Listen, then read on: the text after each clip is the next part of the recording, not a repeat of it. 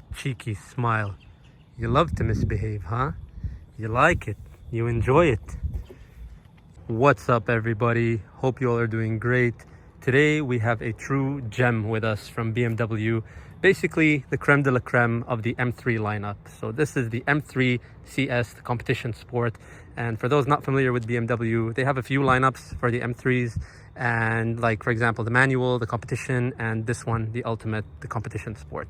To put into reference, for example, at Porsche, you have the GT3, you have the GT3 RS. This would be the GT3 RS version at BMW. And man, does this thing absolutely put a smile on your face. And really, this is one of those cars, I know you hear me say this sometimes, that some cars can do it all. This thing can literally do everything. From the size of it, to the space inside, to the performance, to the drivetrain. This thing is four-wheel drive. You have basically the xDrive and the rear-wheel drive for the fun. So M3s are known to be the most fun cars out there. And I am an AMG guy, but I am such a fanboy of the M cars. I know you have a lot of people that are like at a debate and they fight with each other over which is which. I honestly am a fan of great machines, but the reality is, in today's day and age, I think BMW are doing a great job in general with their production lineup, and they're still preserving that driver's essence. And these guys really knocked it out of the park with this machine. So before we get into it, I just want to do a quick walk around the car, and starting with the front end. This really grew on me because when they first released this kind of design, I thought it looked like a piglet, like pig nostrils. But now, and especially after seeing their race cars on track, I think it looks absolutely menacing. It's kind of like a big nostril because it needs to breathe. So it just looks good and it works for me. With the CS, I love the aero on this car. You can't see the gills there maybe on camera, but there's a lot of aero going on, and this winglet at first from far away you don't notice it, but this is pretty big and it really sticks out, this splitter. A lot of stuff going on here, a lot of carbon fiber, so many radiators behind this bonnet to cool that engine. But really it's just something that I didn't think I was gonna like at first, but it, like I said, is really growing on me, and I actually prefer it to the older style right now. Don't hate me for saying that, but I really do like this look. The wheels are a work of art. The wheels are really something special. Lightweight, obviously forged, fantastic. They look like magnesium, but I'm not gonna say they are until I'm 100% sure. Side skirts, I would think these are, they're not carbon, but the mirror carbon, roof as standard with all M3s, carbon fiber taillight, carbon fiber diffuser. The stock exhaust actually sounds great on this car, as you will see. But what I love about this machine is that it is really a do-it-all machine. Look at the rear space you have. And look at the interior while we're here. I love the subtle details of this machine. Even the stitching on the seat belt, that M kind of style stitching on all the seat belts, which is fantastic. I mean, look at those bucket seats, how beautiful they are. It's stunning. One thing about the seats is that these are some of the most comfortable adjustable carbon bucket seats I've ever been in. So if anyone's debating or having, second thoughts of getting these seats with any of the BMWs that they order, I think you should go for it with your eyes closed and you will not be disappointed. They are really, really comfortable, to the point where, I really do, and I'm not just saying this, I really do forget that I'm in bucket seats when I'm sitting in this car, and they're just phenomenal. So that is such a good point on this car. The interior is exciting in this thing. Keep using more and more carbon fiber. I will not complain. It's a grocery getter. It's a family car. The rear trunk too. Let's check that out. Look at that. That is massive. You can fit, I know they say you can fit a person in there, but here you can probably fit two people. It's crazy. You have to respect it. I love that. And you can still see, the fender flares. They're still aggressive, and they kind of preserve that old school wide body look without compromising space from inside or doing anything too crazy. But the front, let's check out the front. The front really shines, in my opinion, because that's where most of the carbon fiber and everything is, even for the passenger and all that. Just wonderful. And you have the CS logo to remind you everywhere. I really love this thing. I love sitting behind the wheel of that car because it does let you feel like you're in a performance BMW. It does preserve that essence, and I really respect that. I like that.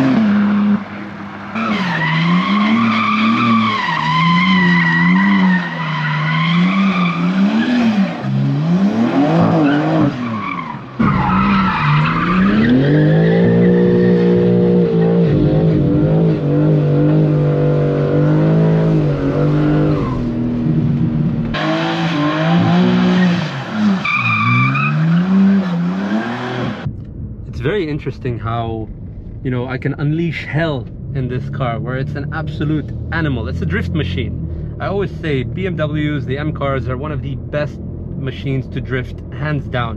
They're so controllable. They make the driver really look very, very professional. And, you know, that being said, they still will bite you in the ass if you don't know what you're doing. But it's just amazing to be able to do all of that and then hand the same car over to, for example, my mom, or even my grandmother, who can get in the car and just get it from point A to point B comfortably, quietly, without the drama, without all that stuff. It's interesting. Do I want that for myself? I don't know. But is it an incredible machine? Absolutely. It's wonderful to drive. It's very, you know, very driver focused, but at the same time very accommodating, like I was saying. And I really love the chunky M steering wheels. They really make perfect steering wheels. I don't think very few other manufacturers make this perfect dimension of steering wheel. You know, you have McLaren, Lamborghini, all those other stuff, but something about the M car steering wheel, it's just very, very special, and I enjoy it. I like it. One of my favorite thing about BMW M cars is the M1 and M2 buttons here. These didn't look this cool back in the day. Now I think they look really, really nice. I love them because you can save two separate settings.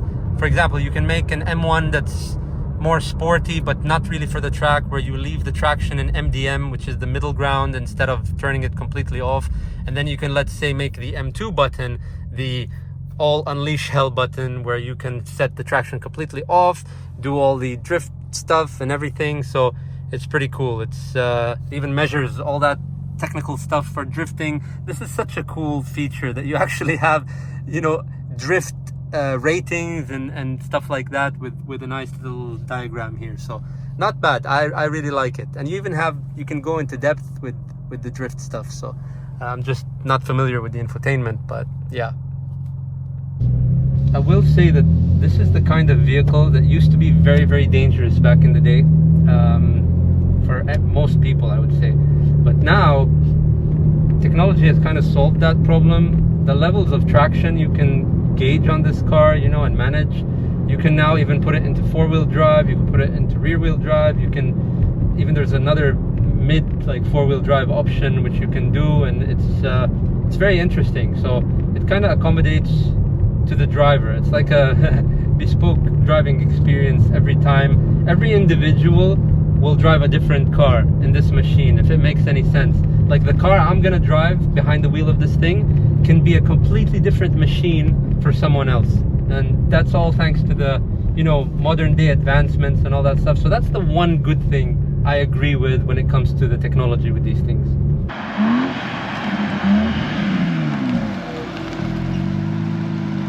So popping the hood or bonnet, you can see that this is still one of the modern day cars, the few modern day cars I would say, that still has a beautiful engine to look at underneath. And it's just really stunning with the design of the braces and all that stuff. And this is obviously an aftermarket intake, MST performance intake, and just really nice to look at. despite the fact that this big engine cover here is covering a lot of the components, this stuff usually covers, you know, the not so aesthetic stuff like the wirings and things like that, and it just looks good. It really does. I like that under this carbon hood there's actually an etched M logo right here. So that actually takes effort to do with carbon fiber to get it like this. So that's amazing. Really nice. This opening, this carbon is really thin, man. Really thin, but very strong. Honestly, guys, this is such an incredible machine.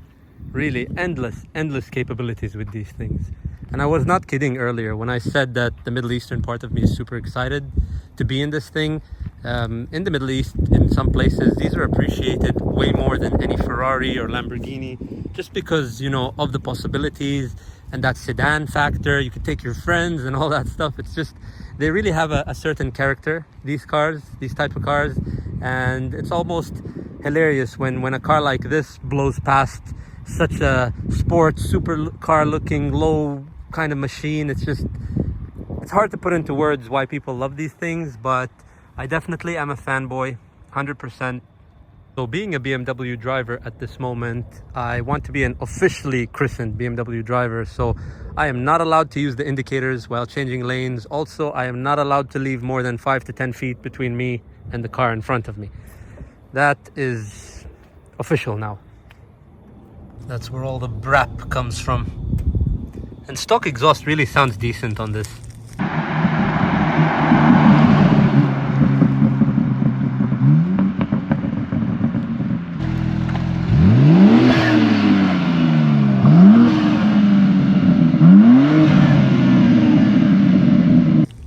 I will say this paired with an Akropovich exhaust will be perfect. I don't know if it's because of the intake or if this is how the car is stock. I'll ask my friend, the owner. It's just has such a nice turbo sound, like, I don't know if you can hear it, like blow off valve sound. Amazing, so good.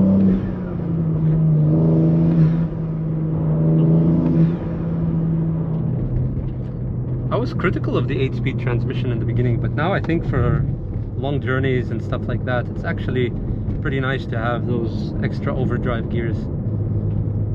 Anything for fuel efficiency.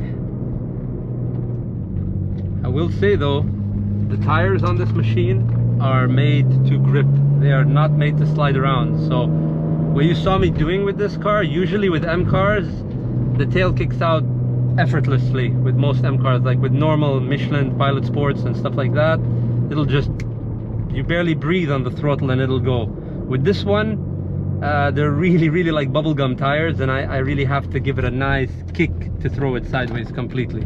Otherwise, it wants to grip. It really does. And this chassis is a really cool chassis because it is very capable for fun, but it's also very loose when it wants to be, and it becomes a bit tricky for the driver to kind of get a balance, to get a sense of where that line is, where the fun part is and where the loose part starts to kick in. So some cars are just meant to grip, some cars are meant to slide. This does both, and you really have to know when it wants to change its mind, because it can go from really nice grip to really loose suddenly, especially in two-wheel drive. In four-wheel drive I wouldn't worry about it too much, but at high speed with the four-wheel drive I do feel that front axle pulling, especially when you're on the throttle. You do feel it want to hop from one lane to the next when you're cornering really fast. I think that's mainly due to the front weight, or the front, you know, pulling of that axle.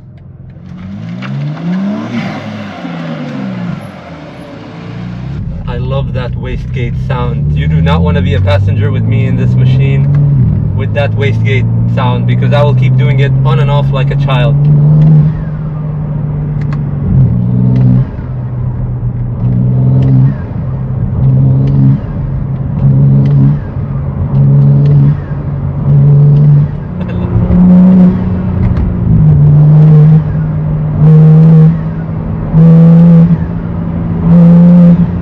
I love it.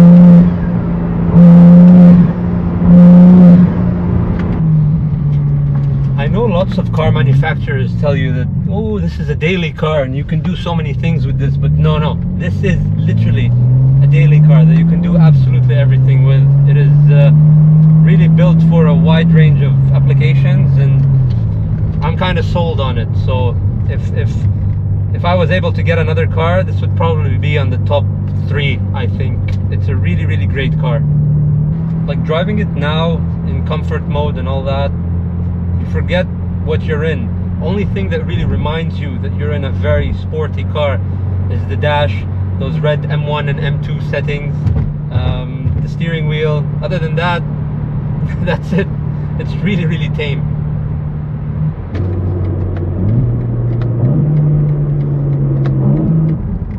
Driving long distance in this thing will be a piece of cake. It's really comfortable. I mean, the seats hug you just enough to where you don't even feel it. You'll only notice it when you move. At least my size, I only notice the buckets if I try to push myself right or left, and that's exactly what I want. You want to be stable, but you want to be really comfortable and be confident that I want to take this car and I want to drive for hours endlessly without complaining from back pain or neck pain or whatever. So that's such a plus in this machine. It's nice to be in a sedan like this that looks aggressive, not overly loud with the exception of the color, but also the capability to humiliate some really cool exotic cars. This thing is no joke. This thing is very capable, you know, and that's my favorite part about it. It's like a discrete power with these cars.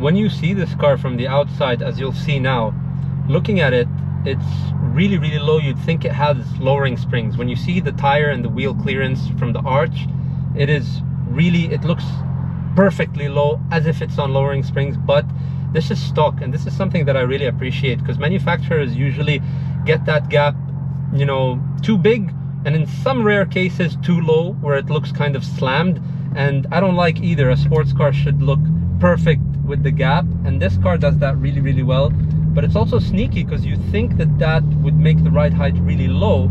That doesn't actually. You have some great ground clearance in this machine. So that's another thing that I really like and appreciate about this car.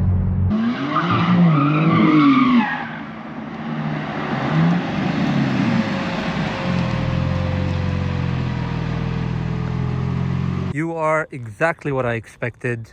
Did not disappoint whatsoever. Absolute beast when it comes to fun and misbehaving. This car can get you in a lot of trouble in many ways, but also at the same time super refined, super gentle. Really, for a wide range of different automobile enthusiasts, I think this has something suited for each one specifically. So it has a wide range of things that can appeal to many completely different kinds of people. So yeah, that's the end of the video today with regards to this gorgeous M3 CS, and I hope you guys enjoyed it. As always, I will see you guys next time. Ciao.